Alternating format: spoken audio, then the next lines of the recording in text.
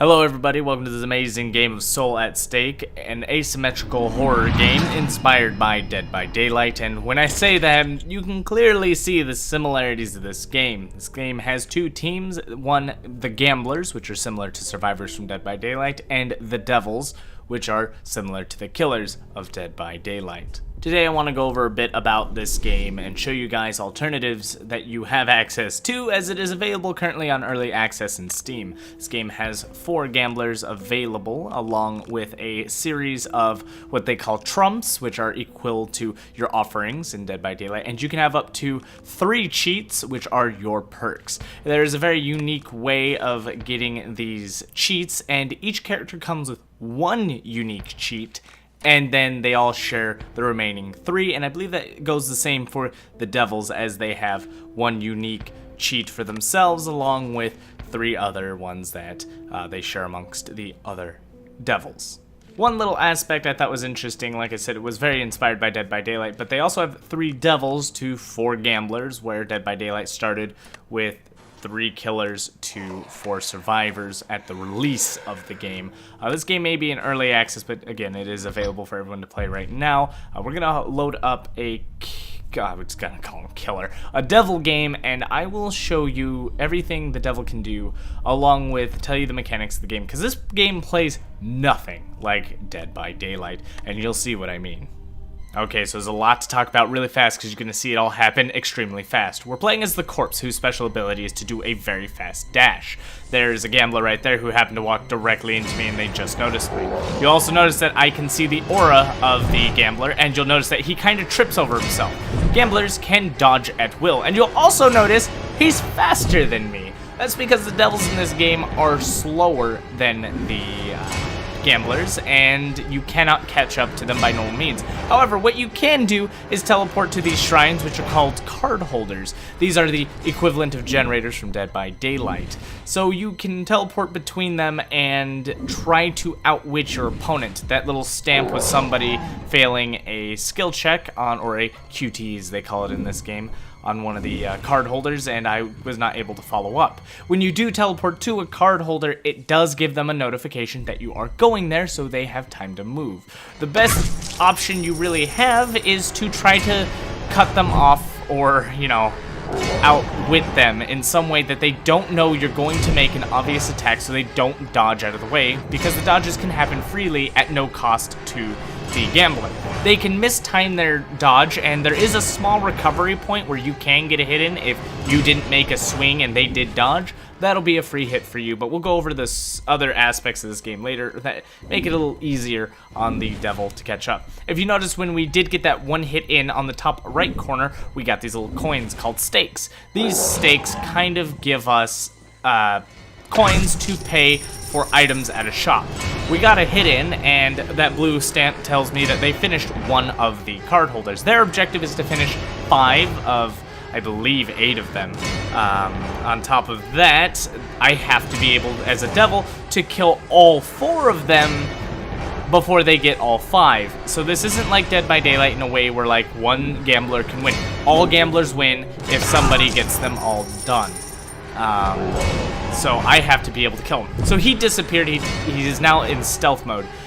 This game offers also some shops. Now, you'll notice a shop. You'll see that green light in the far background there. That light, it signifies that there's a shop, and there are 2 shops in every map.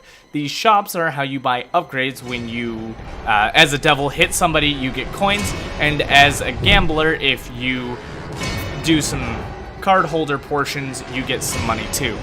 Everybody has 3 different cards to buy. The devils have aura reading on the first card, which you won't see me use. The second card is called a bell, which you'll see is in the corpse's hand right now. And then the third card is bear traps that you can place. You can only hold 1 item at any given time, but you can use them and then go purchase another item as long as you have the money for it. Now, items are very limited as well. You only get a certain amount per match that you're able to buy, so once you're out, you are out. I believe it is 5 each. The gamblers also share all of those cards together, so if one person ends up buying and using all of one card, then that's all they have and they're out. Gamblers also, like survivors from Dead by Daylight, have doors to use like pallets and windows to jump through.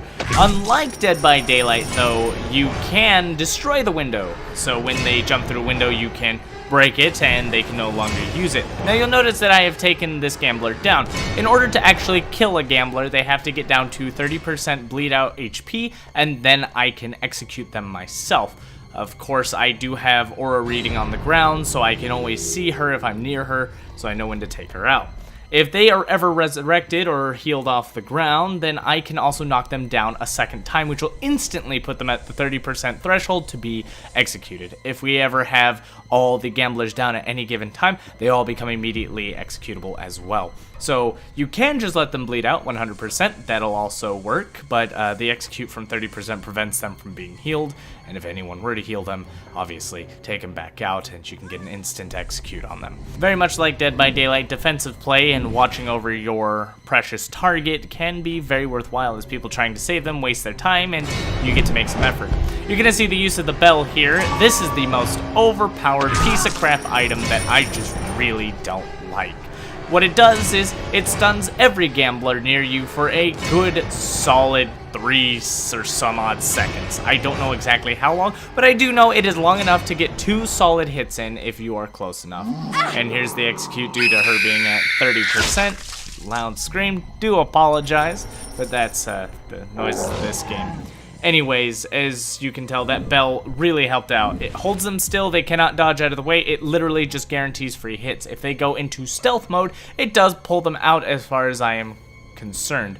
So usually people like to wiggle yes or no. Another aspect of this game is you'll notice that my character is following my camera, or my camera follows my character perfectly. That's because you cannot look around without your character looking in that direction either, so she's going for the heal. If I am to knock him back down, he gets instantly executed, which is good for me, bad for him. A lot of this game is knowing the maps, because when you have no idea how to get to them, that becomes a massive problem for you as a devil, and you can't really cut them off properly. And there are a fair few maps that I've had the pleasure of roaming around, I should say. Overall, the time I spent as a devil has been kind of mixed emotions. If a gambler knows how to play, there's no way that you would ever in your life catch them. The fact that they could dodge at will and you are slower than them with no ability to mind game the hit, it does give them a pretty loud notification you're going for the swing. So if you do get hits like this, quite frankly, it's as simple as they just didn't dodge. The dodge button is on mouse 2, so it's right click, and it's simple. Just press and you dodge. Don't have to dodge a specific direction, but he doesn't want to be healed, and there's very good reason. He was gonna put himself into stealth, but I was right there, and there's the instant execute because I didn't have to wait, so he's dead. 2 more people to go with only 2 card holders left to fix, so it's a pretty close game right now. To be honest, I have played a fair share against those who know how to play. I've learned to play myself, and the only viable devil that I've seen so far is the prince, who can turn his terror radius off, because that's still a thing in this game. They do get a heartbeat when you're nearby, but they don't get to see your aura like you do get to see theirs, so they can be aware. But one thing, like I said, is they cannot turn their camera around and run away. Their camera faces the direction of their character, so if they need to look back at me, their whole character has to turn around. And the heartbeat is also directional, so they can tell exactly where you're coming from, which is another reason that I've kind of fallen out of the idea that I think it's a good idea to have that kind of perk. And some of these maps are just designed in such a way and frustrating pathing.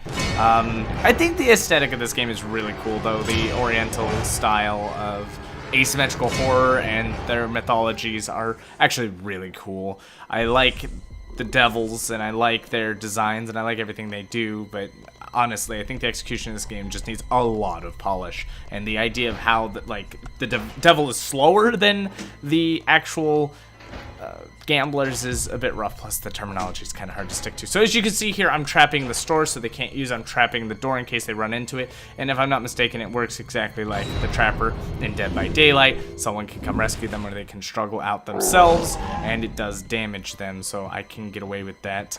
You'll see that damage come along later. Now, we were talking about the store and how there were limited items, the bell being the most powerful. So you only get 5 bells in the entire game, and the only way to get a bell is to at least hit someone for the first time, because you get, I think, 20... I think I just got someone in a trap right now, and they're going to break out before I even get over there, because again, how slow I am. Then, unfortunately for our friend here, he got body blocked in, so I was able to get a free swing, and if he had dodged, he actually could have dodged perfectly every time he could call when I was going to make the dodge, or the attack to his dodge. So, one person left.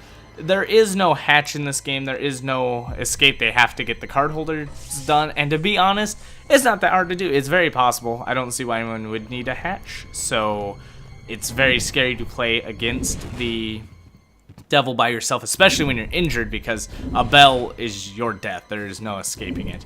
The gambler's items are an instant heal, which they can use to just heal them 1 health state, but you'll just see me just use the bell because I just don't care. I could do it at a great distance where that whole shockwave went. That's how far it reaches.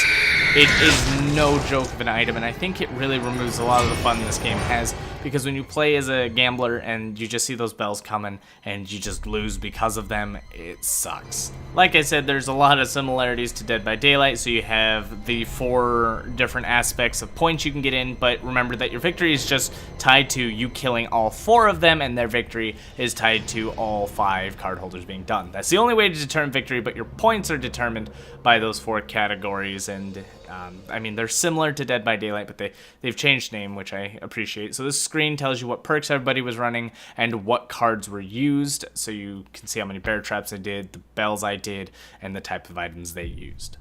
So now that we've finished the game, I wanted to go over the aspect of unlocking your perks, which would be your trumps and your cheats. Essentially, you have 2 buttons: bet, which moves the roulette wheel a random amount, and you get that perk or trump or cheat. And then you can use cheat to force a dice roll that gives you the very specific slot you want. So what the common rule is here is that the circles are all trumps, which are like the offerings, and the triangles are all your cheats, which are your perks. So you can see that a cheat has finally come up, and I want to get to that cheat, and it's 5 away for the helping hand rank 2. So I'm going to cheat, which costs significantly more, and then roll that very specific amount in order to get that item I want. So it'll skip everything else, which the other 2 cards surrounding it are very good. You can also cheat for any item you want if you want it, but for me, I wanted to unlock the cheats so I can equip them to my guy and get going. So how it works is you can have up to 3 cheats, which are your perks. Again, I'm trying to keep this as streamlined as possible.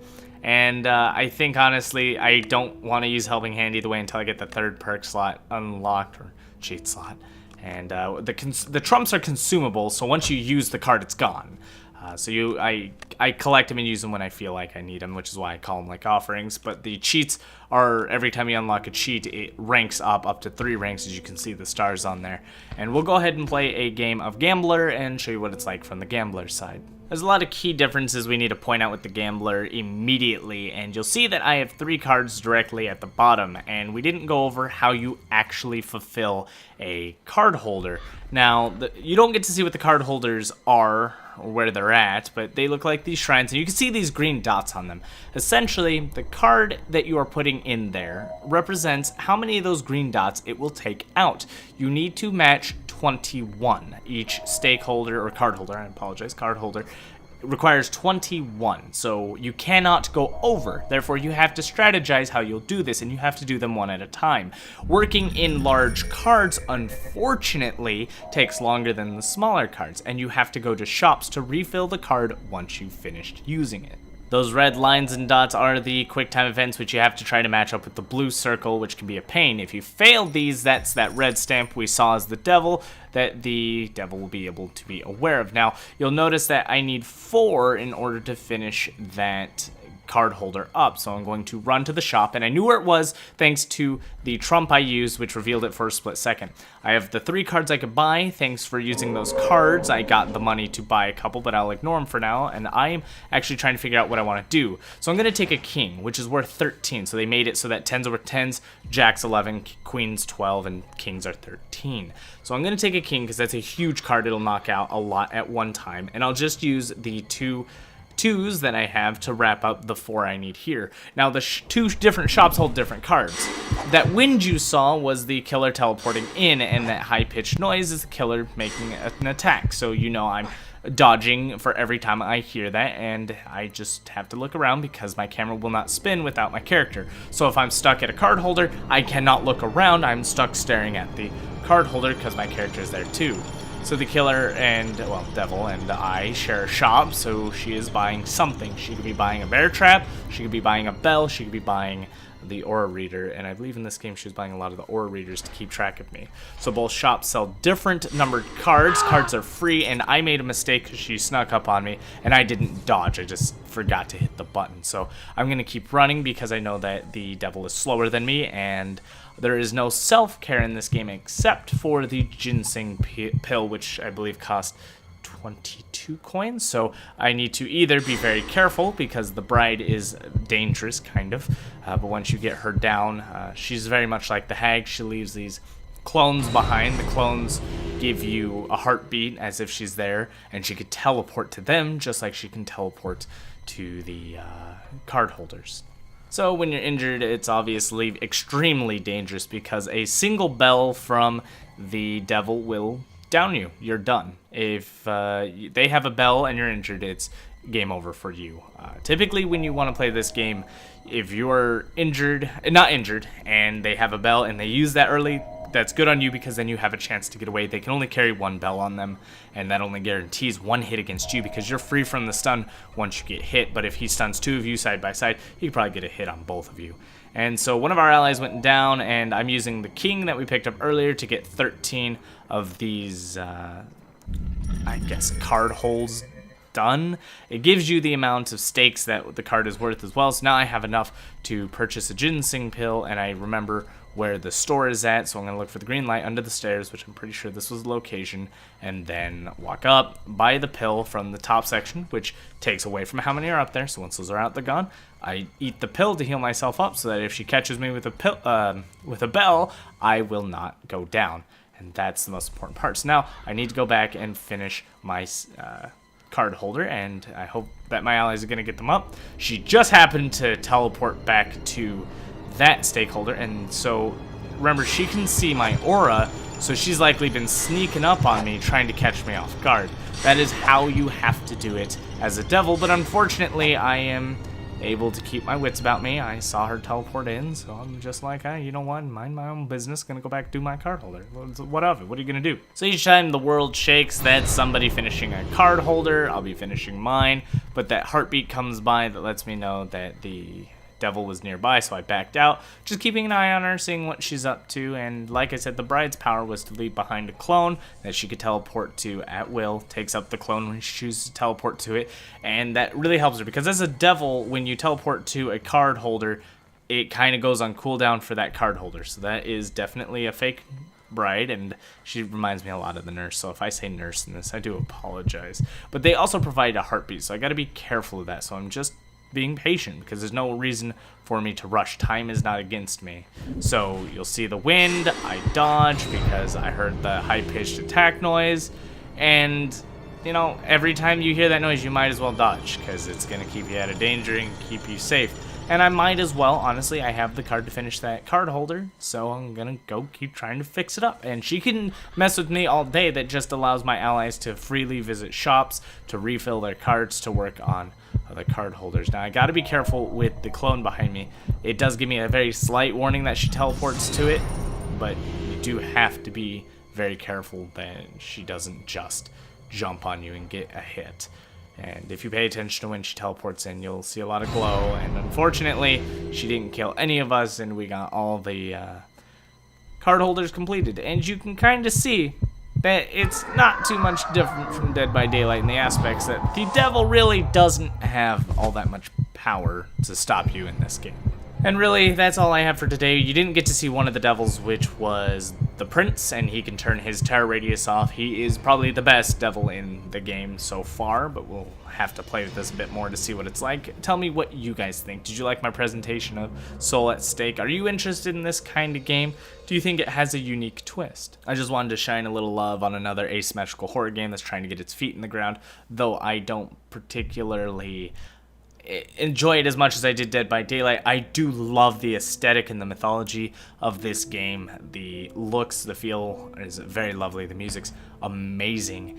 Just the execution's a little rough, but it is in early access, and I remember all that love went to Dead by Daylight when it was a little rough at the start too, but we will see how this game grows. Will it be real competition to Dead by Daylight and Death Garden soon to come? Thank you everybody for watching. Don't forget to like, comment, subscribe, and as always, good game.